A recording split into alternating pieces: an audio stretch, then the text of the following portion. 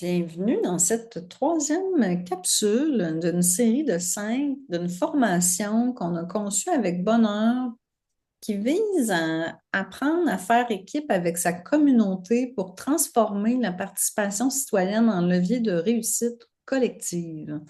Je suis en compagnie de ma collaboratrice Marie-Ève Marcotte-Bussière. Allô, Marie-Ève? Bonjour Marc-Pierre. Donc, si vous entamez votre démarche de formation avec cette capsule-là, sachez qu'il y a une introduction puis qu'il y a deux capsules qui précèdent celle-ci là, pour vous mettre dans le bain. Fait qu'on vous explique un petit peu dans quoi qu'on se lance aujourd'hui. Oui, Marie-Ève, veux-tu nous parler un petit peu là, de ce projet pilote-là, Mon milieu dynamique? Oui, je vous invite d'ailleurs à cliquer là, sur Mon milieu dynamique souligné. Ça vous amènera directement sur le site Internet de Mon milieu dynamique qui a été créé dans le cadre du projet. Le projet est l'accompagnement de 5 municipalités, une par MRC du centre du Québec. Donc, un accompagnement qui a été fait auprès de municipalités qui avaient des projets en participation citoyenne.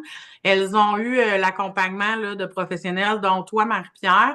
Et suite à ces accompagnements-là, il y a plusieurs outils qui ont été créés pour outiller là, le milieu municipal sur la participation citoyenne. Tous ces outils-là se retrouvent sur le site Internet. Le projet pilote est financé par le MAMACH et il est piloté par le Comité régional en développement social du Centre du Québec. Les outils et les formations ont été conçus par Marie-Pierre Clavet. Super. Ma citation préférée, le véritable changement dans une collectivité s'opère à la vitesse à laquelle se bâtit la confiance. Fait à travers tout le bagage qu'on a accumulé dans la phase 1 du projet pilote, évidemment nos expériences dans d'autres communautés, on met le doigt, nous, sur l'importance de cultiver la confiance pour aller plus loin dans la redynamisation puis de la revitalisation de nos municipalités. Donc, cette formation-là vise spécifiquement à créer un espace sécuritaire puis le fun pour des gens engagés au niveau de la gouvernance municipale, que ce soit des élus ou des agents de développement, des directions générales. Donc, l'idée est vraiment de développer des stratégies pour renforcer la confiance au sein de notre municipalité, pour accompagner des transformations durables. Marie-Ève, Les veux-tu nous présenter nos objectifs? Ouais.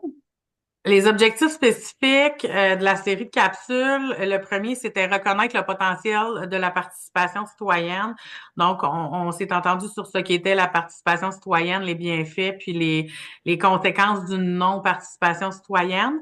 Dans la capsule numéro 2, on a parlé de la population, les sortes de citoyens, quelles sont les attentes des citoyens, puis les préoccupations, puis quelles sont les approches qu'on peut préconiser là, pour entrer en relation avec ces citoyens-là. On a un objectif aussi de comment communiquer efficacement, acquérir des techniques de communication. Ça a été vu à la capsule numéro 2. On parle aussi, puis on va en parler aujourd'hui aussi, hein, de la communication, Oui, oui, là, Marie-Pierre. on est dans la communication, là. Ouais. Puis comment impliquer activement la population, découvrir des méthodes pour encourager l'engagement et les conflits, comment gérer les conflits, savoir anticiper les dérapages et résoudre les situations délicates. Super.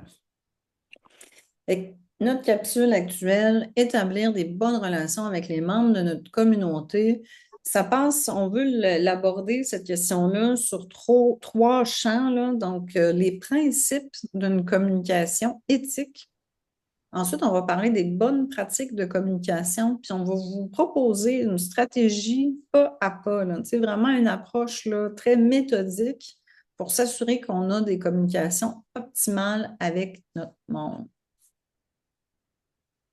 Quand je pense à des principes d'une communication éthique, c'est ce qui me vient en tête. Là, j'ai fait une recherche à travers différents documents, puis j'ai fait une synthèse de ça. On va commencer par l'histoire, c'est l'idée de la cohérence. C'est quoi la cohérence? C'est le fait d'être aligné entre nos paroles, nos actions puis nos valeurs. Tout est cohérent. Ça, c'est quelque chose qui va stimuler la confiance entre les parties prenantes. On parle aussi d'intégrité. Fait que d'être capable d'adopter une posture honnête et respectueuse des principes moraux. Donc, hein, d'agir comme en tant qu'élu, en tant que direction, en tant que d'agir, d'être certain que nos bottines suivent nos babines. L'honnêteté, de dire la vérité, même si c'est pas facile, d'essayer donc de s'exprimer puis de ne pas tomber dans le piège de la manipulation ou de la dissimulation. Il y a aussi la notion d'intention. On veut communiquer avec un objectif clair et bienveillant. On souhaite, par exemple, renforcer les capacités de la population de prendre les décisions qui la concernent. Donc, on a une intention claire. Il y a aussi, on en a parlé, on va le ramener, la transparence, fait que de partager l'information qu'on a de manière ouverte et accessible.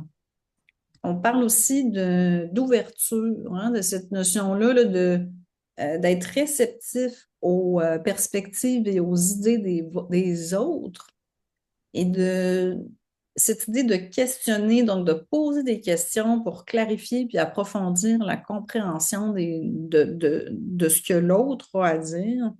Et donc, il y a la clarté qui est aussi un incontournable. Donc, cette idée de s'exprimer de manière simple et compréhensible.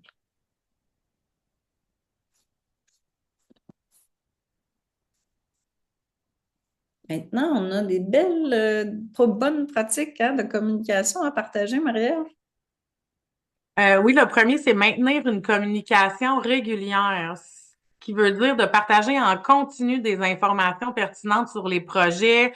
Ça peut être sur les étapes franchies. Est-ce qu'on a des enjeux? C'est quoi les prochaines étapes? C'est quoi les prochaines actions prévues? Plus on communique avec les citoyens, mieux ça sera. D'adapter le message aux canaux de communication aussi. On va en parler un peu plus tard des canaux de communication, mais choisir le format approprié. Est-ce qu'on passe un message via les médias sociaux, par courriel, par affichage public, dans le journal municipal et choisir aussi en fonction des préférences des publics cibles. Ça, c'est vraiment dans notre plan de communication. Une autre bonne pratique, c'est collaborer avec des influenceurs ou des influenceuses locaux. On aurait pu dire leaders locaux aussi, là. Ça aurait pu marcher, on parle pas d'influenceurs des réseaux sociaux, mais travailler avec des leaders d'opinion, justement, des personnes respectées localement pour amplifier le message, pour mobiliser la communauté, puis leur demander aussi, est-ce qu'on communique bien? Est-ce que le message passe bien dans la communauté? Encourager les citoyennes à devenir des ambassadeurs, inviter les leaders impliqués à partager les informations avec leur réseau pour élargir la portée des informations transmises. Une autre bonne pratique à privilégier, c'est les interactions en face à face.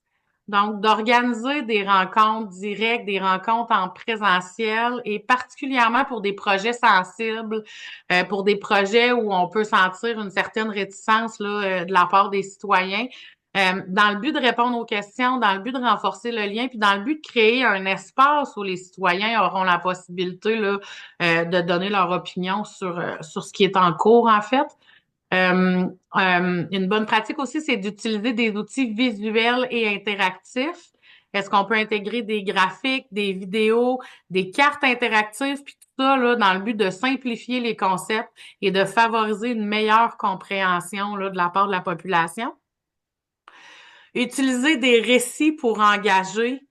Est-ce qu'on peut inclure des histoires locales? Est-ce qu'on peut inclure des témoignages pour captiver l'attention et relier les citoyens et les citoyennes émotionnellement aux projets sur lesquels on travaille? C'est connu, ça permet aussi de connecter avec les citoyens. Hein? Les Québécois, on aime ça, les histoires. Donc, réfléchir la promotion du projet puis de la communication en ce sens-là. Puis la dernière bonne pratique qu'on propose, c'est humaniser la communication. Donc, toujours s'assurer d'avoir un ton chaleureux, d'avoir un ton accessible et pour renforcer les connexions authentiques et vraies avec les citoyens et les citoyennes. Mhm. Si on met tout ça en place, là, ça a des bonnes chances de marcher, notre affaire. Ben, on va s'améliorer, en tout cas, ça, c'est sûr. Bon, OK. Des fois, il y a comme un petit gel. On est rendu à établir une stratégie de communication pas à pas. Fait que là, allons-y une étape à la fois. C'est bien beau tout ça, là, mais à quoi ça ressemble? On va commencer donc par analyser notre contexte actuel au sein de notre municipalité puis définir nos objectifs. Fait que c'est quoi l'intention derrière la communication qu'on veut faire? C'est quoi les résultats qu'on espère atteindre? Par exemple, si on souhaite renforcer la confiance, si on souhaite expliquer un projet ou mobiliser autour d'une initiative, ça va enligner notre affaire. Fait qu'on va vouloir prévoir un budget, entre autres, en fonction de nos objectifs. Fait que ça, c'est la première chose. Ensuite, on va vouloir comprendre et segmenter nos publics cibles. Fait que vous pouvez vous référer là, à la capsule numéro 2 où on en parlait. Donc, on va faire une liste de nos parties prenantes, puis identifier c'est quels groupes qui sont concernés, puis c'est quoi leurs besoins spécifiques à eux. Comme ça va venir nous aligner pour avoir une communication encore plus ciblée. Suite à ça, on va identifier des messages clés, des messages clairs, alignés avec nos objectifs, puis qui mettent en avant, évidemment, les bénéfices pour la communauté puis les citoyens.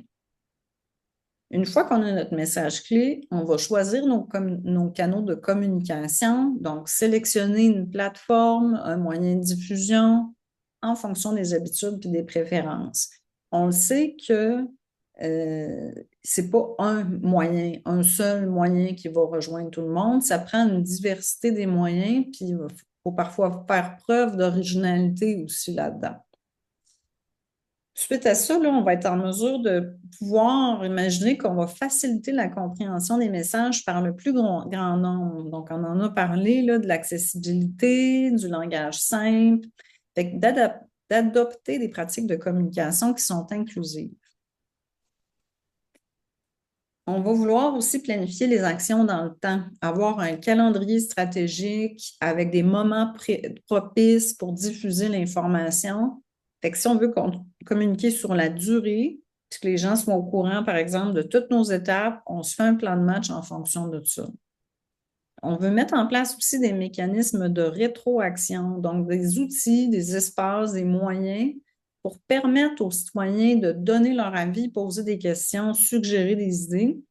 Fait que ces mécanismes-là de participation peuvent aussi, là, c'est pas juste la participation, ce qu'on veut à ce niveau-là, là, c'est de dire que selon l'input que nos citoyens nous donnent, on va peut-être ajuster notre stratégie de communication. On va tester des choses, ajuster nos messages. On peut faire des essais avec des petits groupes de personnes pour valider la pertinence et la clarté de nos messages. Fait qu'on ne veut pas prendre pour acquis des fois, hein, on a le nez collé sur nos projets. On pense que c'est clair, puis finalement, la plupart des gens comprennent moins bien. Fait qu'on va tester ça à petite échelle. On déploie notre plan de match de communication. On s'assure d'avoir un suivi régulier pour maintenir l'engagement.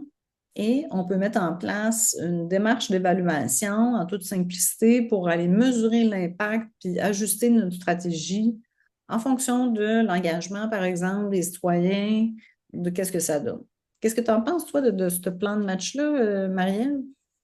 Ben, moi, je trouve qu'on met en lumière l'importance de réfléchir nos coms en amont, nos communications en amont. Tu sais, puis dans le cadre de municipal où ça va vite, puis tu sais, nos petites municipalités qui n'ont pas nécessairement beaucoup d'employés municipaux, ça peut paraître gros, puis ça peut paraître comme oh mon Dieu, on me rajoute du travail, mais c'est tellement une condition gagnante de réfléchir nos communications comme il faut pour s'assurer que les messages passent, pour s'assurer qu'on le dit de la bonne façon, pour s'assurer qu'on utilise le bon canal. Oui, ça peut paraître être du temps, mais on va en gagner par la suite parce que c'est une stratégie pour aller rejoindre nos citoyens justement. Puis tu sais, on a parlé énormément de transparence puis d'importance de donner les bonnes informations. Ben ça passe par une stratégie de communication qui est réfléchie parce que si on agit juste en réponse à ce qui se passe, ben ça se peut qu'on oublie des trucs bien importants à dire, tu sais. Mm-hmm. Ben oui, c'est ça. Fait que moi, j'aime ça, le monde stratégique. Ouais. En conclusion, Marie-Ève, Communiquer autrement pour bâtir des relations solides, donner de l'importance encore plus à nos communications qui sont un pont important avec nos citoyens. Ce qu'on vous dit, c'est qu'une communication qui inspire la confiance, ben, on n'oublie pas d'écouter activement pour comprendre les attentes, les préoccupations des citoyens.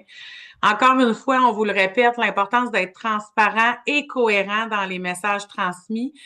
Adapter les stratégies de communication pour favoriser un dialogue constructif. Donc, l'importance de réfléchir justement cette stratégie de communication-là. Puis, le rôle clé pour les élus et les acteurs municipaux, ben, l'importance d'instaurer une communication régulière, accessible, vulgarisée. L'importance d'utiliser les récits et des interactions directes pour mobiliser. On parlait des émotions dans l'autre capsule, mais utiliser les émotions aussi pour raccrocher les citoyens au projet qu'on propose là, à notre communauté. Les interactions directes, on parle de face à face, hein, de rencontres en présentiel avec les citoyens. Puis l'importance là, de valoriser les citoyens et les citoyennes comme partenaires du développement local et de notre municipalité. mhm, est là la clé. Alors là, on est rendu déjà à notre troisième capsule qui se termine. Il nous en reste deux avec du contenu super pertinent encore, des outils. On vous invite d'ailleurs à aller vers notre outil là, qui est en ligne sur le site web qui permet d'avoir des réflexions précises sur chaque capsule pour aller plus loin. Alors, on remercie nos partenaires de ce projet pilote, les MRC du Centre du Québec, avec la table des MRC, puis ainsi que le gouvernement du Québec qui a financé ça à travers le MAMACH. Donc, on remercie, on apprécie beaucoup ce mandat d'ailleurs. Hein? Merci, Marie-Ève. Au plaisir.